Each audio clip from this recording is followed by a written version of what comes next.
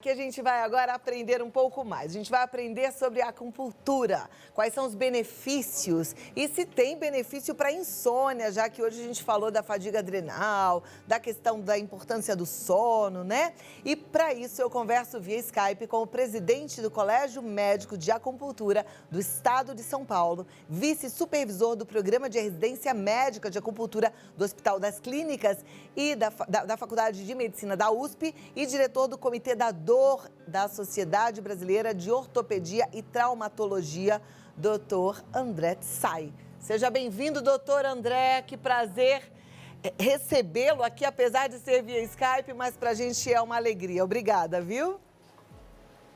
Obrigado você, Cláudia. Boa tarde. É um grande prazer estar com vocês ao vivo aqui na Rede Vida. Bom, o prazer é nosso e é muito boa a oportunidade de aprender sobre a acupuntura, né? Eu ando, assim, acho que como todos, preocupada com a saúde mental das pessoas, porque essa pandemia traz aí uma preocupação e uma ansiedade excessiva. E eu já recebo dos meus telespectadores e seguidores relatos de muita insônia. Insônia aliada à ansiedade, à depressão, a estresse. E aí eu queria entender um pouquinho se a acupuntura pode ajudar nesse sentido também.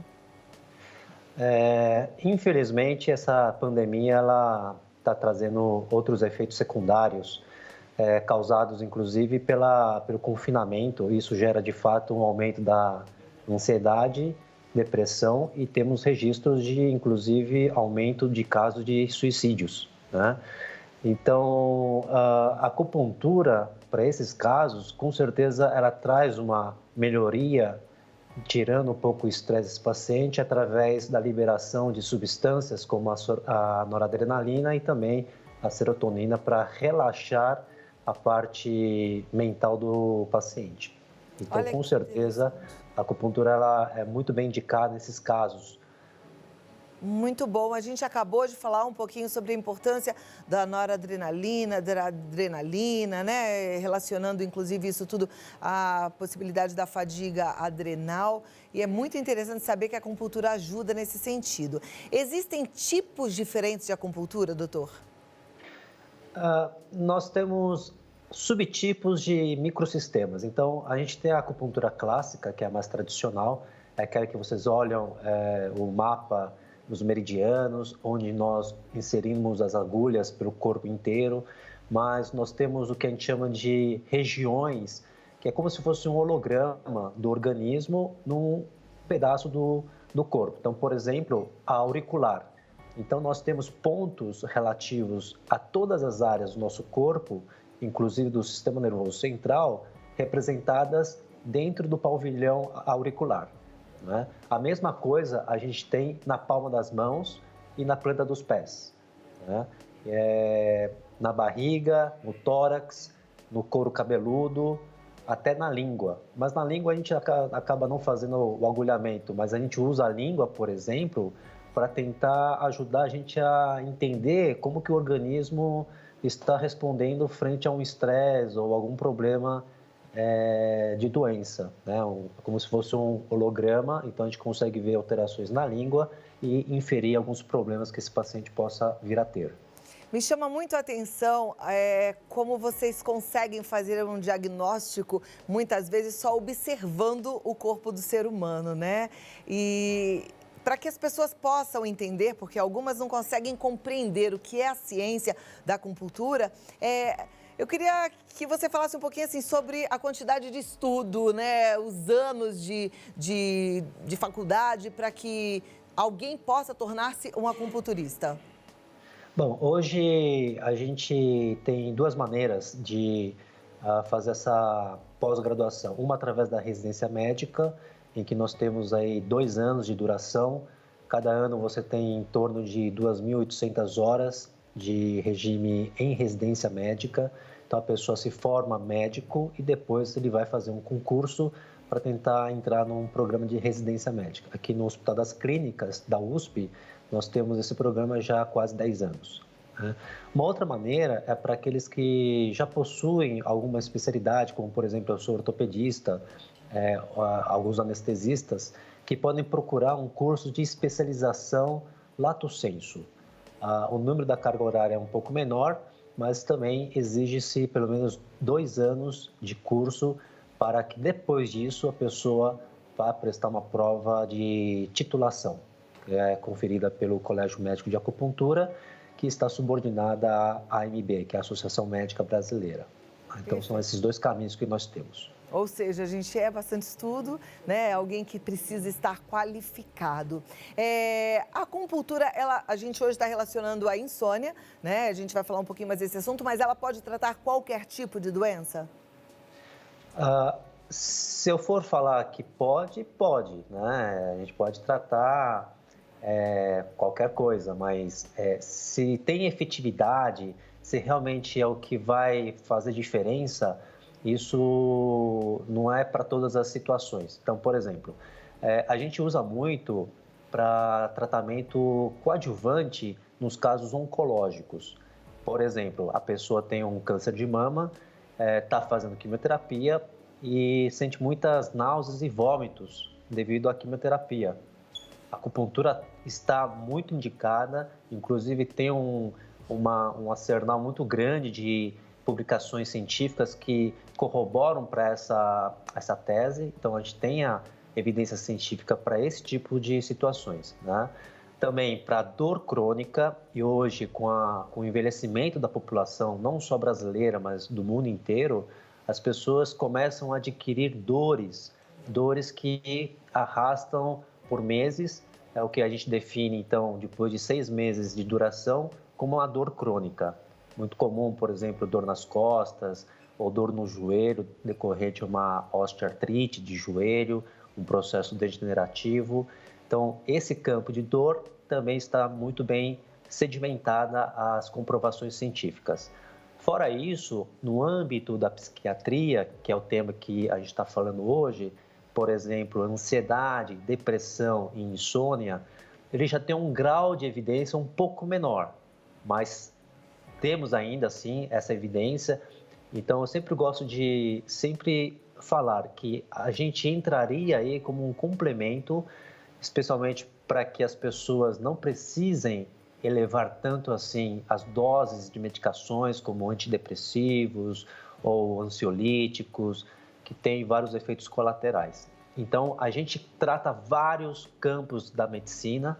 No entanto, se você for perguntar, mas quais dessas você tem de fato uma evidência forte, eu diria que seria para esse lado da dor crônica e também algumas áreas oncológicas. Perfeito, mas é uma excelente notícia. A gente sabe que a dor crônica, às vezes, ela acaba gerando uma depressão, né? A pessoa com dor, ela realmente perde muito da qualidade de vida e muitas vezes ela desenvolve outra doença. E como a gente anunciou no começo, quando eu te apresentei e você faz esse trabalho no Hospital das Clínicas, hoje a acupuntura, ela está à disposição da sociedade também através do Sistema Único de Saúde? Sim, sem dúvida. Inclusive, ele tem crescido de forma até exponencial a procura da acupuntura pelo SUS, né? Por exemplo, aqui no Hospital das Clínicas, a gente tem um ambulatório, não só dentro da ortopedia, mas também em outros institutos, como da Instituto da Criança e também do ICHC, que é o Instituto Central, onde a gente oferece o serviço de acupuntura pelo SUS, né? É uma atividade ambulatorial, mas também sabemos que em postos de saúde, seja UBS ou AMAS ou então AMI, né, que são os ambulatórios de especialidades, a população ela tem condições de obter esse tipo de tratamento. Perfeito. E agora na pandemia, que a gente está falando muito de telemedicina, do atendimento online. A acupuntura eu acho que deve ser uma das especialidades que não permite esse atendimento online, né? Como é que vocês estão fazendo? A gente conversamos também com o professor Chau, que é um professor titular da disciplina de telemedicina aqui da USP. Convidamos ele para fazer um webinar com a gente aqui do Colégio da Acupuntura. E como a gente tem como prioridade fazer primeiro um diagnóstico dessas pessoas que queiram receber o tratamento com a acupuntura, então, nesse primeiro momento, o primeiro contato está totalmente aceitável a utilização dessa tecnologia da telemedicina para a gente fazer a primeira consulta, né? Então, a partir desse primeiro contato, eu acho que para o paciente, ele quer ouvir da gente, médico, especialista nessa área da acupuntura, se o problema dele tem indicação de fazer, né? Se tem evidência e de que maneira que ele pode receber esse tratamento, se existe algum efeito colateral. Então, neste primeiro momento, eu creio que a telemedicina nos ajuda neste sentido, né? Agora, falar de agulhar propriamente dito, de fato, fica inviável o agulhamento, tá? E só complementando o que você falou, nosso público, né, que a gente atende, ele tem uma característica muito interessante. Ele, além da dor crônica, ele tem insônia e depressão. São 3 características numa mesma pessoa, né? Hoje tem muito fibromialgia, muita lombalgia com insônia e depressão, tem muita artrose de joelho com depressão e insônia. Então, isso que a gente trata, esse conjunto, uma coisa que eu acho que seria um diferencial em relação à nossa medicina moderna, à nossa medicina alopática, é que a acupuntura, ela tenta trazer um pouco daquela visão mais holística, e não mística, né? Mas sim holística do organismo como um todo. Porque tá tudo interligado, né? A dor, como você falou, a dor, o sono, a depressão, então tá tudo interligado. A pessoa é uma coisa só. Que maravilha.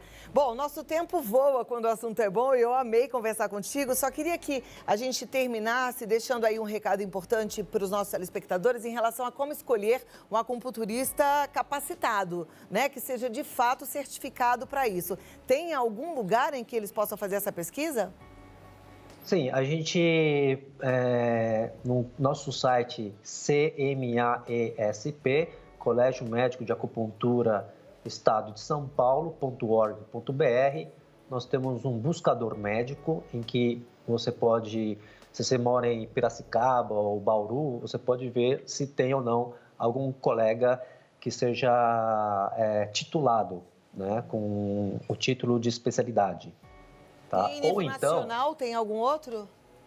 sim, nós temos um site chamado cmba.org.br, mas o nosso cadastro, ele abrange o Brasil todo, não só o estado de São Paulo. Tá, Uma outra maneira, né? Uma outra maneira é através do seu Conselho Regional de Medicina, no nosso caso aqui de São Paulo, o CREMESP. Então, você pode entrar no site do CREMESP e verificar se o colega, o médico, tem um negócio chamado RQE, que é um registro de especialidade. Cada um que tem o seu diploma, ele vai até o conselho de classe e vai registrar esse número, tá? É uma outra maneira. Perfeito. Muito obrigada pelo seu tempo, pela conversa tão esclarecedora aqui. Parabéns pelo trabalho que você desenvolve aí, tanto nas faculdades quanto com seus pacientes. Obrigada, doutor André.